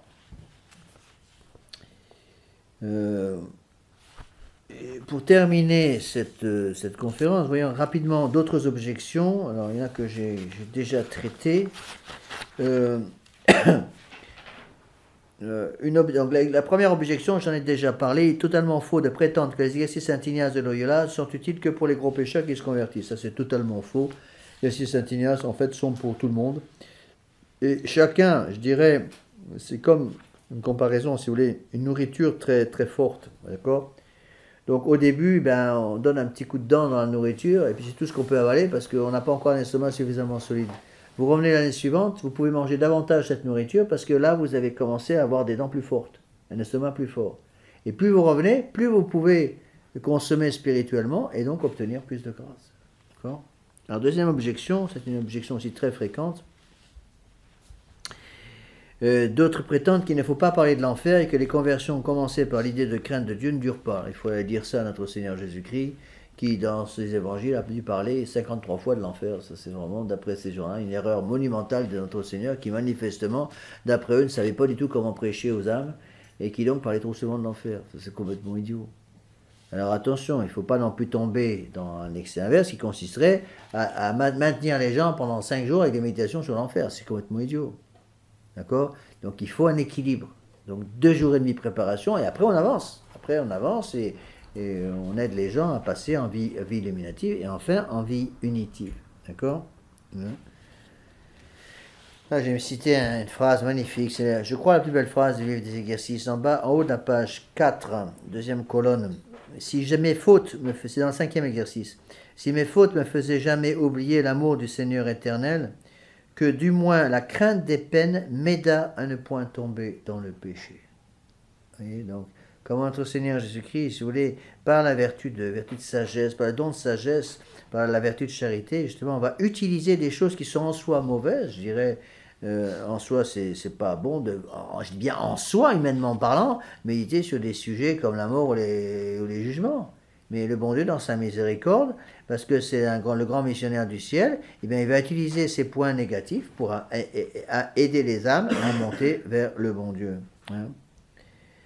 Alors, une autre objection, qui est une objection très fréquente, surtout chez... une objection souvent chez les dominicaines, par exemple. Elles nous sortent souvent cette objection. Les exercices sont volontaristes, disent-elles. Il n'est pas bon de donner une technique de méditation, il faut laisser faire le bon Dieu. Ouais, moi je veux bien, hein.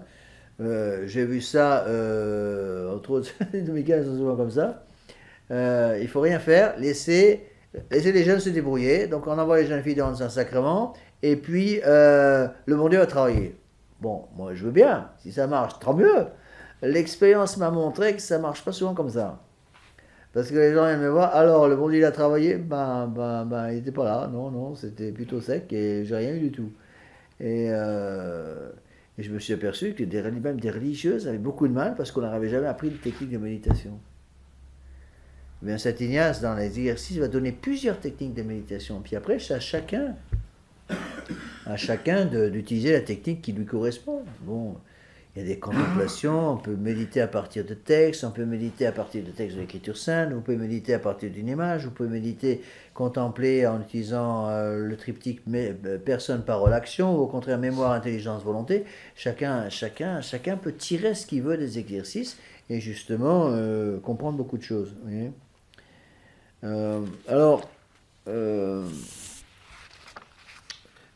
J'ai pas l'intention, encore une fois, de tout dire avec une conférence d'1 heure et demie, on n'a pas assez de temps, hein, mais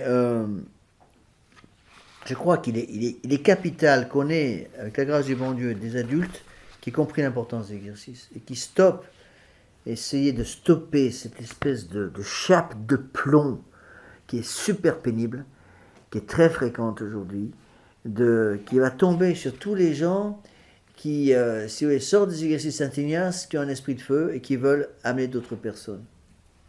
J'ai vu des prêtres, que je nommerai pas, et j'ai vu des prêtres qui, littéralement, lorsque la personne revenait des exercices Saint-Ignace dans la paroisse, dans la chapelle, et parlait un peu des exercices Saint-Ignace et tout ce qu'elle avait trouvé et compris par les exercices Saint-Ignace, disait à la personne qui était devenue une âme de feu, je vous interdis de parler de ça dans ma paroisse, les exercices Saint-Ignace, ça ne m'intéresse pas, c'est un machin jésuite, moi je suis contre ça.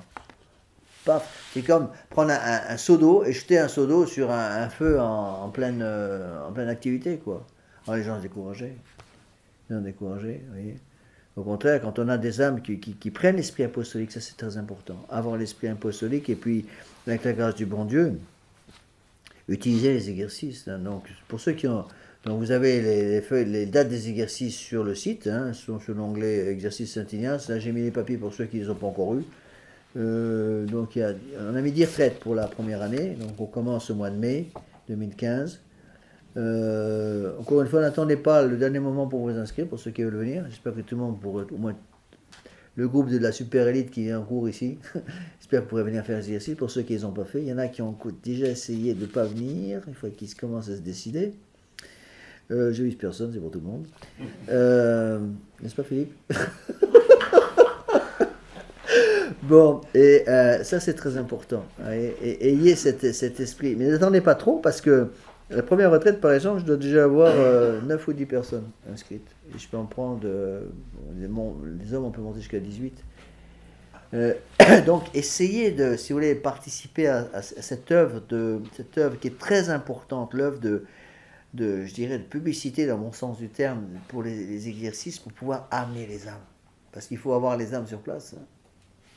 Arriver à les amener. Et, je suis très heureux de voir qu'il y a plusieurs non-catholiques qui sont inscrits déjà, avec lesquels je suis en contact depuis un certain temps par le site, et qui sont inscrits pour les exercices Saint-Ignace.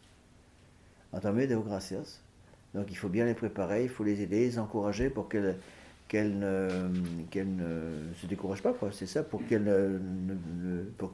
l'effort dure. Alors parfois, on tombe sur des gens qui semblent avoir un malin plaisir à essayer de tout détruire, tout ce qu'on essaie de construire. Alors j'ai eu des gens qui s'étaient inscrits pour des retraites qui ne sont pas venus, et puis je leur demande, mais vous êtes inscrits, mais vous venez pas finalement, qu'est-ce qui se passe? Ah bon, vous comprenez, quelqu'un m'a dit que vous étiez un gourou dangereux, alors... les résultats des courses, ils ne viennent pas. Alors, si au moins ils allaient ailleurs, je disais, bon, ils vont ailleurs, l'important c'est que les âmes montent vers le bon Dieu, mais non, pas du tout. Et donc, soyez intelligents. Vous savez, il y a toute une série de personnes qu'on n'arrivera pas à voir directement. Ça va passer par vous. Hein. Et surtout, si vous voulez un conseil, hein, pour ceux qui ont des enfants, travaillez sur vos enfants. Obtenez que vos enfants fassent les exercices de Saint-Ignace avant qu'ils aient perdu complètement la foi. Je vous assure que si vous pouviez envoyer vos enfants faire les exercices Saint-Ignace à 17-18 ans, selon les cas, vous pouvez sauver bien des âmes. Il ne faut pas attendre que les enfants soient passés par l'université, commencer à travailler pour venir faire les exercices, parce qu'après ils se mettent en situation impossible et qui sont irréglables. Donc il faut, à mon avis, tout faire pour obtenir que les enfants viennent faire les exercices de Saint-Ignace juste après le bac. Oui. J'ai connu un père de famille, bon, c'est pas forcément à faire. Il a essayé, il n'arrivait jamais à avoir son fiston qui avait 17-18 ans, mais il a fait les exercices Saint-Ignace, il refusait catégoriquement. Il a fini par lui dire, si tu vas faire l'exercice Saint-Ignace dans 5 jours avec la belle affiche, je t'offre une voiture. Paf, le gamin est venu. Il est venu pour faire l'exercice Saint-Ignace à cause de la voiture. Il a très bien fait l'exercice Saint-Ignace, et à la fin, il a compris qu'il n'avait pas besoin de voiture. Il a dit à son père, merci pour la retraite, mais j'ai pas besoin de voiture. Donc c'est intéressant pour le père. Mais vous avez le droit d'utiliser tous les moyens légitimes et honnêtes, naturellement parlant, pour obtenir que les gens viennent faire les exercices. Mais travaillez pour que vos enfants viennent faire les exercices. Le deuxième conseil que je donne au niveau des exercices de Saint Ignace, qui est aussi très important, c'est que il faut obtenir aussi que les gens viennent faire les exercices Saint Ignace avant les mariages. Pas après. Vous pouvez venir après aussi, mais après c'est un peu tard. L'idéal, encore une fois, je pousse beaucoup les jeunes fiancés qui se préparent au mariage, d'aller faire les exercices Saint Ignace avant le mariage, pendant la période de fiançailles. Et ça, c'est magnifique. Parce que souvent, les deux font, moi j'ai eu plusieurs cas comme ça, Deo Gracias, les deux font une bonne confession générale, donc par exemple 2, 3, 4 mois avant leur mariage. Puis après, la veille du mariage, ils font une petite confession rapide, puisqu'ils ont déjà fait leur confession générale. Et ça leur permet de vraiment se rendre compte de leur responsabilité, prendre leur responsabilité, aussi à commencer à avoir une bonne vie intérieure, et ça aide énormément après pour les ménages. Énormément pour les ménages. Voilà. Donc, si Dieu veut, prochaine conférence, ça sera vendredi prochain. Ouais, thème, sujet, je ne sais même plus ce que c'est. Qu'est-ce que j'ai pris comme sujet pour la prochaine fois, vous vous rappelez? Attendez, je vais vous dire ça, je vais voir ça quelque part. Ah oui, sur un truc de morale, c'est complètement différent comme thème, sur la mentalité contraceptive. C'est une chose importante pour les gens mariés. On va finir par une petite prière. Du Père, du Fils et du Saint-Esprit, ainsi soit-il. Je vous salue Marie, pleine de grâce. Le Seigneur est avec vous. Vous êtes bénie entre toutes les femmes et Jésus, le fruit de vos entrailles, est béni. Sainte Marie, Mère de Dieu, priez pour nous pauvres pécheurs, maintenant et à l'heure de notre mort. Nos saints anges gardiens, Saint Pédis, Saint Joseph, Saint Ignace de Loyola, du Père, du Fils et du Saint-Esprit.